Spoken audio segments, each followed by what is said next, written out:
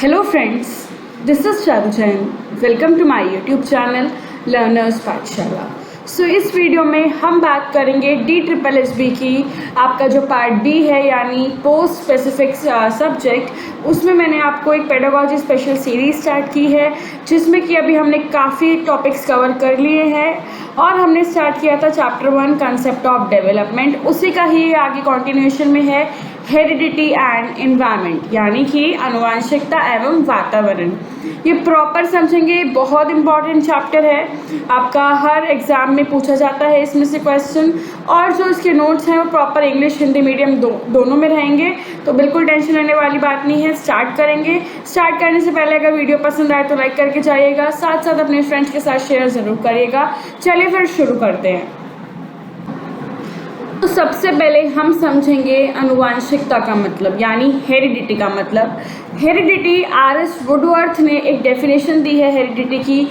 उन्होंने बोला है कि जो हेरिडिटी है वो ये है कि जब एक इंसान अपनी लाइफ को शुरू करता है, बर्थ के टाइम नहीं, जब वो अपनी माँ के गर्भ में आता है, जो 9 महीने से पहले ही वो आ जाता है, उसको बोला जाता है हेरिडिटी। मतलब उसमें सारे फैक्टर्स कवर हो जाते हैं, यानी वंशापन यानी आनुवंशिकता उन सभी कारकों को शामिल करता है जो जीवन शुरू होने पर व्यक्ति में मौजूद होते हैं। जन्म के समय नहीं बल्कि जन्म से लगभग 9 महीने पहले गर्भ धारण के समय। हेरिडिटी का मतलब ये होता है कि जैसे कि अगर आपके घर में कोई इंसान लंबा है, कोई गोरा है या किसी को किसी चीज़ की प्रॉब्लम थी लाइक डायबिटीज़ है, तो मे बी वो आप में शिफ्ट हो जाए, ये होता है हेरिडिटी। और एक चीज़ और होती है हेरिडिटी में कि जैसे कि आपकी आँखों का कलर, आपकी शक्ल थोड़ी बहुत रिजेंबल करती है, आपका कलर, आपकी आइज़ का कलर, आपके हेयर का कलर, ये सारी चीज़ें जो रिजेंबल करती हैं that is because of heredity. मतलब हमारे घर वालों से जो भी चीज़ें रिजेंबल करती हैं सब क्या है, ये हेरिडिटी ही है, हमें हेरिडिटी से ही मिली है। तो आगे एक और है O.B. Douglas and B.F. Holland. इन्होंने भी एक डेफिनेशन दी थी। इन्होंने कहा था हेरिडिटी में सारी स्ट्रक्चर्स जो देखने में फिजिकल चीज़ें होती हैं, वो फंक्शंस, कैपेसिटीज़, ये सब पेरेंट्स से या उन्हीं के ही एंसेस्ट्री से आता है। मतलब कि या तो कहते हैं ना ये अपने परदादा पे गया है या ये अपनी दादी पे गया है या अपनी मम्मी पे गया है, तो जो भी वो चीज़ें होती हैं जो कहते हैं जिस पे गया है दैट मीन्स आपको हेरिडिटी से मिली है वो चीज़ें। जैसे कि काम करने की क्षमता, अगर आपकी मम्मा बहुत एक्टिव है तो मे बी आप भी एक्टिव हो सकते हो, और आप अगर एक्टिव हो तो वो आप अपनी मम्मा पे ही गए हो। और वो क्यों? क्योंकि आपके अंदर आपकी मम्मा के जीन्स हैं एंड दैट्स वाई वो हेरिडिटी। तो ये होता है हेरिडिटी यानी आनुवंशिकता, जिसे हम बोलते हैं हेरिडिटी। अब हम देखते हैं कि हर बच्चा है वो वर्ल्ड में आता है, उसकी कुछ फिजिकल मेंटल कैरेक्टरिस्टिक्स होती है। वो किससे गेन करता है, किससे लेता है? अपने पापाओं से यानी पेरेंट्स से या फिर अपने फोरफादर्स से, एंसेस्टर से। बच्चे की एक बॉडी होती है, एक माइंड होता है। बॉडी माइंड जो होता है वो हमें हेरिडिटी से नहीं मिलती। बॉडी माइंड तो अल्टीमेटली फर्टिलाइज्ड ओवम से मिलती है। दैट मीन्स जब स्पर्म और ओवा फर्टिलाइज होते हैं दोनों, तभी तो एक बॉडी और एक माइंड की डेवलपमेंट होती है, तभी एक बच्चे की एग्जिस्टेंस पता चलती है। फिर हेरिडिटी जो है काम करती है अपना। तो जो अदर उसके लिम्स होते हैं, ऑर्गन्स होते हैं, ये सब क्या है? ये सारी मेंटल टेंडेंसीज हैं जो हेरिडिटी से मिलती हैं। कभी कभी किसी की जो उंगलियां होती हैं वो अपनी मम्मी पे होती हैं, किसी के पैर की शेप अपने पापा पे होती है। तो ये सब क्या है? ये हेरिडिटी है यानी आनुवंशिकता ही है। एक बार इसका एग्जाम्पल देखते हैं। एक कैट जो होती है वो किटन को बर्थ देती है, यानी कैट जन्म देती है एक बिल्ली के बच्चे यानी छोटा जो किटन होता है। डॉग जो है पपी को देता है और human being ultimately human being को ही देता है। तो इस पे हम क्या कह सकते हैं कि जो डॉग्स हैं वो पपीज़ को देते हैं, तो क्या है कि जो जैसा है वो वैसे को ही जन्म देगा। ये इसका एक एग्जाम्पल हो सकता है। आगे हेरिडिटी जो है वो हमारे ग्रोथ पैटर्न को एक्सप्लेन करती है। हमें ये बताती है कि हम कितना उम्र में बड़े हो गए हैं, हम अपने पेरेंट्स से सिमिलर हैं या नहीं मतलब खाली इसमें नहीं कि फिजिकल कैरेक्टर्स की देखने में कैसे हैं, बट क्या हम काम कर रहे हैं, जो हमारे अंदर आदतें हैं वो भी कभी ना कभी हेरिडिटी से मिलती ही हैं। ऐसे ही हेरिडिटी के साथ साथ इन्वायरमेंट भी है, वो पूरा लर्निंग को इन्फ्लुएंस करता है, बिहेवियर को इन्फ्लुएंस करता है, पर्सनालिटी को इन्फ्लुएंस करता है। कैसे, एक एग्जांपल देती हूँ यहाँ पर मैं आपको कि अगर आपका इन्वायरमेंट बहुत स्ट्रेस्ड आउट इन्वायरमेंट है, आप ऐसे घर में रहते हो जहाँ पे पूरे दिन लड़ाई झगड़ा रहता है, बहुत स्ट्रेस्ड आउट इन्वायरमेंट है, तो आपकी मेंटल हेल्थ क्या होगी, आप मेंटली स्ट्रांग नहीं होगे, आप परेशान होगे और आप अच्छे से अपना काम नहीं कर पाओगे, लर्निंग नहीं हो पाएगी, आपकी पर्सनालिटी क्या होगी, अजीब सी, मतलब किससे बोलोगे नहीं ज़्यादा, और बिहेवियर कैसा होगा, चिड़चिड़ा। तो सारी जो चीज़ें होती हैं, हेरिडिटी और एनवायरनमेंट बहुत इंपॉर्टेंट रोल प्ले करते हैं हमारे लर्निंग में भी और डेवलपमेंट में भी, साथ साथ बिहेवियर और पर्सनालिटी में भी। तो एनवायरनमेंट एंड हेरिडिटी दोनों का बहुत बड़ा रोल है हमारी लाइफ में। तो जो सिमिलैरिटीज़ होती हैं जो हमें अपने पेरेंट्स से मिलती हैं वो तो खैर जेनेटिक मेकअप होता है, लाइक हेरिडिटी, जो हमें जीन्स यानी डीएनएस, तो वो सारा हेरिडिटी होता है। लेकिन जो हम लर्न कर रहे हैं नए एनवायरनमेंट में, जैसा हमारा बिहेवियर अब बन रहा है, एज के साथ साथ बदलता है बिहेवियर भी, पर्सनालिटी भी, वो सारा डिपेंड करता है हमारे इन्वायरमेंट पे। अब हेरिडिटी क्या है, हेरिडिटी जो है उससे क्या क्या वो किस किस को प्रभावित कर सकती है, आँखों के रंग को, आपकी हाइट को, आपके कोई भी डिसीज़ है घर में जो थी वो हो सकता है आपको हो सकता है आपको ना हो। और डेवलपमेंट जो होती है वो हमारे इन्वायरमेंट से पूरी तरह प्रभावित होती है। कैसे, अगर हमारा एनवायरनमेंट बहुत अच्छा है, मुझे एक बहुत अच्छा एनवायरनमेंट मिला है, मेरा सोशल स्टेटस मतलब सोशल एनवायरनमेंट बहुत अच्छा है, मैं हर तरह से बहुत स्ट्रांग हूँ, तो मेरी डेवलपमेंट ज़्यादा अच्छी होगी। यहाँ पे एनवायरनमेंट क्या है, एनवायरनमेंट का यहाँ पे मतलब है interaction with the people. Environment का मतलब क्या है कि हम लोगों से इंटरेक्ट कर रहे हैं, सराउंडिंग्स में लोगों से मिल रहे हैं और सोशल कल्चरल कंटेक्स्ट में मिल रहे हैं, यानी हम जो हैं वो सराउंडिंग्स में एनवायरमेंटली सबसे मिल रहे हैं। और जो स्कूल है यहाँ पे बहुत बड़ा रोल प्ले करती है सोशल डेवलपमेंट का, यानी कि लर्निंग और डेवलपमेंट का स्कूल का बहुत बड़ा रोल होता है। क्या होता है, यहाँ पे एक डिबेट होती है कि हेरिडिटी का रोल ज़्यादा है या एनवायरनमेंट का ज़्यादा है। तो स्टडीज़ के थ्रू ये कहा गया है दोनों का ही अपना एक अलग रोल है, दोनों ही इम्पॉर्टेंट है, अगर एक नहीं होगी तो दूसरी भी नहीं चल पाएगी। So both heredity and environment ये दोनों ही जो है बहुत इक्वली हेल्पफुल हैं। हेरिडिटी क्या है, एक बार दोबारा देखो है, मतलब दोबारा अंदर से इसकी हेरिडिटी कैसे, मतलब हम कैसे क्रोमोसोम्स लेते हैं, हम कैसे बनते हैं। तो हेरिडिटी एक साइंस है जहाँ पर क्या होता है, एक जीन्स बहुत सारे जीन्स होते हैं, कैसे हम ट्रांसमिट करते हैं एक जनरेशन से दूसरी जनरेशन में। हमारे बॉडी के अंदर 23 पेयर ऑफ क्रोमोसोम्स होते हैं, 23 पेयर ऑफ क्रोमोसोम्स हैं, यानी कंसेप्शन जब होती है जब एक आदमी का यानी एक मैन का जो स्पर्म होता है वो ओवम से कनेक्ट होता है। तो कंसेप्शन के टाइम पे 23 क्रोमोसोम्स जो होते हैं, हमारे कंसेप्शन के टाइम पे जो 23 क्रोमोसोम्स होते हैं स्पर्म के, वो कंबाइन होते हैं 23 क्रोमोसोम किसके, ओवम से। तो जो जीन्स होते हैं ना उस क्रोमोसोम्स के अंदर, उसी में ही तो हेरिडिटरी ट्रेट्स होते हैं। यानी जो पापा का स्पर्म है वो जो ओवम से जब फ्यूज़ होगा, तो जो उसने फ्यूज़ किया उसके अंदर जीन्स थे, तो उस जीन्स के अंदर ही तो हेरिडिटरी ट्रेट्स होते हैं। तो इसी को तो बोलते हैं हेरिडिटी। इसीलिए कहा जाता है कि एक म्यूटेशन प्रोसेस होता है जहाँ पे कभी कभी जेनेटिक स्ट्रक्चर्स चेंज हो जाते हैं। वो क्या होता है अभी आगे मैं आपको बताऊंगी। बाकी अगर एनवायरनमेंट बोलो तो एनवायरनमेंट क्या होता है, एनवायरनमेंट सब कुछ है हेरिडिटी को छोड़कर, यानी सिर्फ हेरिडिटी एनवायरनमेंट, मतलब हेरिडिटी को छोड़ के एनवायरनमेंट सब कुछ है जो एक इंसान को इन्फ्लुएंस करती है, प्रभावित करती है। पर एक किसी इंसान की फैमिली लाइफ हो, उसकी सोशल लाइफ हो, उसकी इकोनॉमिक लाइफ हो, उसका पीयर ग्रुप, सारी चीज़ें जो हैं वो एनवायरनमेंट है। और ये स्टडीज़ ने प्रूव किया है कि आपका हेरिडिटी और एनवायरनमेंट दोनों ही डेवलपमेंट में एक सिग्निफिकेंट रोल प्ले करती हैं। अब अगर मैं देखूं नेचर वर्सेस नर्चर, इससे पहले मैं आपको बताती हूँ, अगर 23 क्रोमोसोम्स नहीं होते किसी भी इंसान में, अगर एक्स्ट्रा क्रोमोसोम्स आ जाते हैं, तो हमने एक पढ़ा था लिनेफ्लेटर सिंड्रोम, यानी कि एक डिसीज़ हो जाती है जिसमें एक्स्ट्रा क्रोमोसोम्स होते हैं। मे भी शायद वो आगे हो, अगर नहीं होगा तो लिख लेना, क्लिनेफ्लेटर सिंड्रोम होता है जब एक्स्ट्रा क्रोमोसोम्स प्रेजेंट होते हैं। अब हम पढ़ते हैं नेचर वर्सेस नर्चर, यानी कि आपका जो होता है हमारा प्रकृति और हम कैसे उसको नर्चर कर रहे हैं। तो नेचर को यहाँ पे हेरिडिटी बोला जाता है और नर्चर को यहाँ पे एनवायरनमेंट बोला जाता है।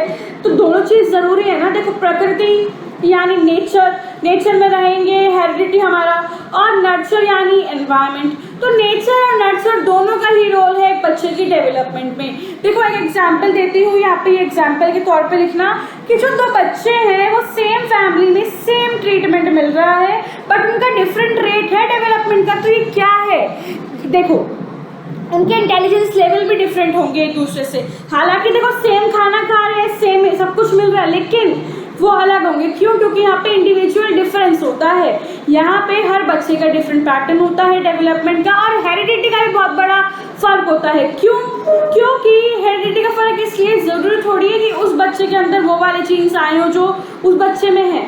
कभी कभी मम्मी के जीन्स ज़्यादा डोमिनेट हो जाते हैं, कभी कभी पापा के हो जाते हैं। तो it totally depends on the genes. But अगर दूसरी साइड देखा जाए, जो ट्विन्स होते हैं, अगर ट्विन्स को हम डिफरेंट एनवायरनमेंट्स में नर्चर करें तो वो भी अलग अलग ही डेवलप करते हैं। तो कहा जाता है environment plays a significant role, यानी एनवायरनमेंट का भी एक बहुत महत्वपूर्ण रोल है बच्चे की डेवलपमेंट में।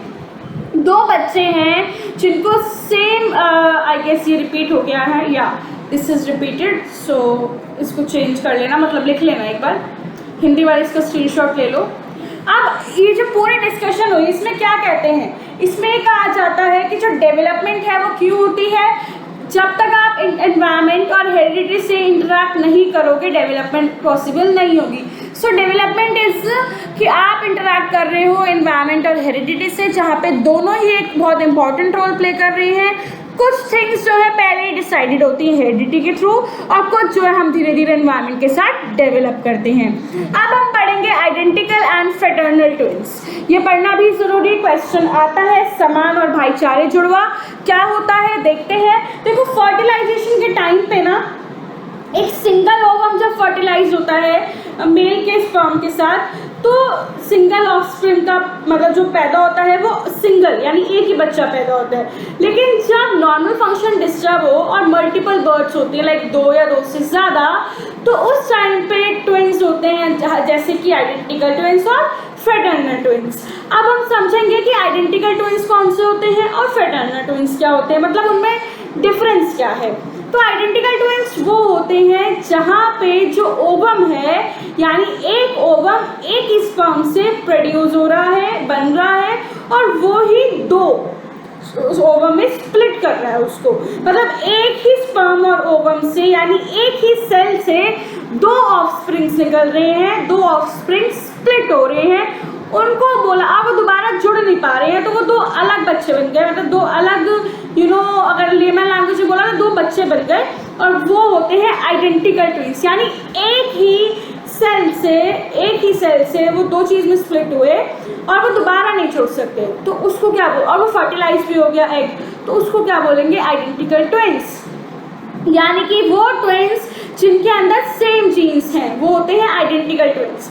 सेम जीन्स हुए ना, क्योंकि पापा जो स्पर्म आया आदमी का, वो स्पर्म एक ही स्पर्म था, और औरत का जो एक एग है, स्पर्म और एग जब फ्यूज हुए उसके बाद वो स्प्लिट हुए, तो सेम जीन्स है ना, ऑलवेज सेम कैरेक्टरिस्टिक्स होंगे, और डेफिनेटली वो हो सकता है सेम सेक्स के भी हों, यानी या तो दोनों लड़के हों या दोनों लड़कियां हों, ये होते हैं आइडेंटिकल ट्विन्स। अब अगर मैं बात करूँ फ्रेटर्नल ट्विन्स, तो आप यहाँ पे क्लियरली समझ गए होंगे फ्रेटर्नल ट्विन्स क्या होते हैं। ऑपोजिट सेक्स के होते हैं और सेम भी हो सकते हैं, लेकिन ज़्यादातर ऑपोजिट सेक्स के होते हैं, और एक ओवम नहीं होता वहाँ पे। क्या होता है, normally in the ovary of female during each menstrual period एक ही ओवम मैच्योर होता है, लेकिन जब यहाँ पे फ्रेटर्नल ट्विन्स की बात आती है तो 2 डिफरेंट जाइगोट्स जो हैं प्रोड्यूस किए होते हैं, और वो दोनों जो जाइगोट्स होते हैं वो 2 अलग अलग स्पर्म से फ्यूज हो जाते हैं, उसको बोलते हैं हम फ्रेटर्नल ट्विन्स। यानी कि they have different combination of chromosomes, वो होते हैं फ्रेटर्नल ट्विन्स। यानी कि उनमें ट्रेट्स में भी डिफरेंस होगा, वो जरूर नहीं है सेम दिखे। ओके, तो ये होता है हमारा फ्रेटर्नल ट्विन्स। आगे बढ़ेंगे, देखते हैं हेरिडिटी के क्या प्रिंसिपल्स हैं। सो हेरिडिटी के प्रिंसिपल ये है कि 23 क्रोमोसोम्स होते हैं मेल में, फीमेल में भी उतने ही होते हैं। 22 पेयर्स जो होते हैं मैन और वुमेन के सेम होते हैं, जिनको ऑटोसोम्स बोला जाता है। जो 23rd पेयर होता है, जो सेक्स जो मतलब बताता है बच्चा कि बच्चा कौन से सेक्स का होगा, मेल होगा या फीमेल, 23rd क्रोमोसोम को बोला जाता है सेक्स क्रोमोसोम। और फीमेल्स में सेक्स क्रोमोसोम दोनों सेम होते हैं, लेकिन मेन में जो है अलग अलग होते हैं, यानी कि एक्स एंड वाई, जिसमें एक्स एक लॉन्ग होता है, वाई एक स्मॉल क्रोमोसोम होता है। फीमेल के पास खाली एक्स होते हैं, वाई मेल हैज़ बोथ, यानी फीमेल के जो क्रोमोसोम्स होते हैं वो एक्स होते हैं, और जो मेल के होते हैं वो होते हैं एक्स और वाई। तो ये यहाँ पे है। तो जब क्या होता है, जब एक्स क्रोमोसोम फीमेल का और एक्स ही क्रोमोसोम मेल का कंबाइन हो जाता है, तो एक बेबी, फीमेल बेबी कंसीव होता है। And that's how sex determination is done by the doctors, कि जब दोनों पेरेंट के एक्स क्रोमोसोम्स मिले तो क्या होगा, एक फीमेल गर्ल, एक फीमेल गर्ल बोल रही हूँ, एक फीमेल बेबी का कंसीव होगा। लेकिन जब एक्स क्रोमोसोम फीमेल का और वाई क्रोमोसोम फीमेल का होगा, मेल का होगा, तो हो सकता है लड़का हो, मतलब मेल बेबी हो। तो ये सारा जो चीज़ें होती हैं ये सब क्रोमोसोम पे डिपेंड करती है, ना कि माँ या बाप पे। तो जो लोग यहाँ पे भी क्वेश्चन एक आ जाता है कभी कभी वैल्यू बेस्ड क्वेश्चन, कि जो लोग माँ बाप को बोलते हैं कि माँ रिस्पॉन्सिबल है या ये वो है, सब कुछ भी नहीं है। This is all about chromosomes के ऊपर ये पूरा बेस होता है। ये सिद्धांत है आपके आनुवंशिकता के, एक बार इसको स्क्रीनशॉट ले लीजिए। चलिए, कुछ लोगों के पास देखो, ये जो मैं कह रही थी आपको, टर्नर सिंड्रोम और क्लिनेफेल्टर सिंड्रोम, वो ये वाला है, आप इसका स्क्रीनशॉट ले सकते हो, ये इंपॉर्टेंट है, आ जाता है कभी कभी रेयर। कुछ लोगों के पास ज़्यादा एक्स और वाई क्रोमोसोम्स होते हैं, नॉर्मल से ज़्यादा। हमें पता है नॉर्मल कॉम्बिनेशन एक्स वाई और एक्स एक्स होता है, बट कभी कभी ट्रिपल हो जाते हैं, लाइक एक्स एक्स वाई या एक्स वाई वाई एक्सओ या एक्स एक्स वाई। तो ये एबनॉर्मेलिटी होती है इंसान में। तो जो वो इंसान होता है ना, वो the person will look like a man, वो मैन की तरह ही लगेगा, लेकिन वो स्टेराइल होगा। वो क्या होगा, वो स्टेराइल होगा, बांझ होगा, यानी वो जो इंसान होगा वो कंसीव नहीं कर पाएगा। तो एक्सो एबनॉर्मेलिटी में क्या होगा, जो पर्सन होगा वो फीमेल की तरह दिखेगा, लेकिन होगा वो भी स्टेराइल। वही मेल और फीमेल का यहाँ पे चक्कर है। तो उसको बोलते हैं क्लिनेफेल्टर सिंड्रोम। और जो ये वाला होता है, जिसमें जो इंसान होता है वो औरतों की तरह दिखता है, उसको बोला जाता है टर्नर सिंड्रोम। ये क्वेश्चन पेपर में आ जाता है। ओके, आगे बढ़ेंगे। लॉज ऑफ हेरिडिटी, ये हमने 9th-10th में भी पढ़े हैं। हेरिडिटी के लॉज क्या होते हैं, तो जॉन ग्रेगोर मेंडल, इन्होंने एक लॉज दिए थे हेरिडिटी के। 2 लॉज थे इनके, यानी कि law of segregation and dominance and law of independent assortment. इन्होंने प्लांट्स पे मटर वगैरह पे किया था, तो वो सब तो हमें नहीं पढ़ना, वो हम पढ़ चुके हैं। आगे अब हम लॉ समझेंगे कि law of segregation and dominance होता क्या है। तो लॉ ऑफ सेग्रीगेशन ये होता है कि जब एक जीन मैनिफेस्ट नहीं हो पाता किसी जनरेशन में, एंड वो, पर उसका मतलब ये नहीं है कि वो मर गया। मतलब अगर आपके दादाजी को शुगर थी, डायबिटीज़ थी, फिर जो आपके पापा वाली जनरेशन हुई उसमें किसी को भी डायबिटीज़ नहीं हुई, तो ऐसा नहीं है कि आपके जो शुगर वाले जीन्स हैं, डायबिटीज़ वाले जीन्स हैं, वो मर गए, नहीं, वो डोरमेंट हो गए हैं, थोड़ी देर के लिए छुप गए हैं। लेकिन अगर वो आपकी नेक्स्ट जनरेशन हो तो मे बी उस जनरेशन में जो शुगर है वो किसी को हो जाए। ये होता है law of segregation and dominance. यानी कि अगर ऐसा नहीं है कि कोई जीन मैनिफेस्ट नहीं हुआ तो वो मर गया है, वो स्टिल सर्वाइव करता है और वो किसी और जनरेशन में आ सकता है। फॉर एग्जाम्पल, किसी भी इंसान में कोई प्रॉब्लम थी जेनेटिक, तो पॉसिबिलिटी है कि वो नेक्स्ट एक्सप्रेस करे, उसका बच्चा ही एक्सप्रेस कर दे। अगर बच्चा नहीं करेगा तो ग्रैंडसन, तो जो भी है ऐसा नहीं होता। मेन इस लॉ का मतलब है कि अगर आपकी फैमिली में कोई प्रॉब्लम है, कोई डिसीज़ है, और अगली जनरेशन में वो किसी को डिसीज़ नहीं हुई, तो उसका मतलब ये नहीं है कि वो जीन्स चले गए हैं। हो सकता है वो अगली जनरेशन में पास ऑन हो जाए।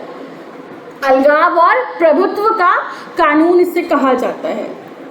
आगे लॉ ऑफ इंडिपेंडेंट असॉर्टमेंट देखते हैं कि लॉ ऑफ इंडिपेंडेंट असॉर्टमेंट क्या होता है। इस लॉ में होता है कि जो डिस्ट्रीब्यूशन होते हैं ना जीन्स के, the law explain that distribution of one gene genetic trait does not influence the distribution of other traits. मतलब कि अगर एक जीन इधर डिस्ट्रीब्यूट हुआ है तो वो दूसरा जीन इसको इफेक्ट नहीं करेगा। एग्जाम्पल देती हूँ कि अगर एक वाइट फैमिली है, उस वाइट फैमिली में होंगे तो सारे वाइट्स, बट मे बी उनकी हाइट डिफरेंट हो, उनकी हाइट डिफरेंट हो सकती है। ये होता है, सबका अपना अपना होता है लॉ ऑफ इंडिपेंडेंट असॉर्टमेंट, यानी स्वतंत्र वर्गीकरण का कानून। अब आगे देखेंगे इंपॉर्टेंस क्या है, इनका महत्व क्या है हेरिडिटी और एनवायरनमेंट का। तो मैं एज सच इसको नहीं रीड करने वाली हूँ, ये आपके लिए नोट्स के लिए है कि आप अपने नोट्स प्रिपेयर करो, क्योंकि नोट्स होते हैं तो बच्चा आराम से पढ़ सकता है। तो मैं आपको जनरली बताती हूँ। देखो हेरिडिटी का रोल अभी मैंने आपको बहुत जब से यही हेरिडिटी पे ही हम बात कर रहे हैं। हेरिडिटी ज़रूरी है, क्योंकि अगर हेरिडिटी नहीं होगी तो बच्चे का जो सर्टेन चीज़ें होती है वो उसकी नहीं आ पाएंगी। और एनवायरनमेंट क्यों ज़रूरी है? एनवायरनमेंट हेल्प करता है बच्चे की डेवलपमेंट में, बच्चे की पर्सनालिटी में। तो ये सारी चीज़ें हेरिडिटी और एनवायरनमेंट इक्वली हेल्पफुल है। एक कंप्लीट पर्सपेक्टिव मिलता है हमें बच्चे के बारे में, उसकी टेंडेंसीज, उसकी डिज़ायर्स, उसकी प्रॉब्लम्स। और ये सब चीज़ें क्या होती हैं, अगर एक टीचर इसके बारे में अवेयर होगी। यहाँ पे क्वेश्चन आता है कि अगर एक टीचर अवेयर होगी हेरिडिटी के बारे में बच्चों की, तो उसको पता होगा एटलीस्ट, उसके पास जो भी बच्चे में अगर प्रॉब्लम्स आ रही है तो वो अवेयर हो जाएगी और वो इंटरेक्ट कर पाएगी बच्चे से। तो एज अ टीचर उसको आनुवंशिकता और एनवायरनमेंट की दोनों की ही एजुकेशन रखनी पड़ेगी, बच्चे के अकॉर्डिंग भी, मतलब बच्चे की भी। सो ये था हमारा heredity and environment. I hope समझ आ गया होगा। अगर नहीं समझ आया, कोई भी दिक्कत आई, कहीं भी किसी पॉइंट पे कुछ क्लियर नहीं हुआ हो, कमेंट बॉक्स में बताइए। आई श्योरली ट्राई क्लियर हो जाए। बाकी चलिए फिर मिलते हैं, आपका अगला वीडियो वो होगी इंग्लिश की। तो बाय बाय, टेक केयर।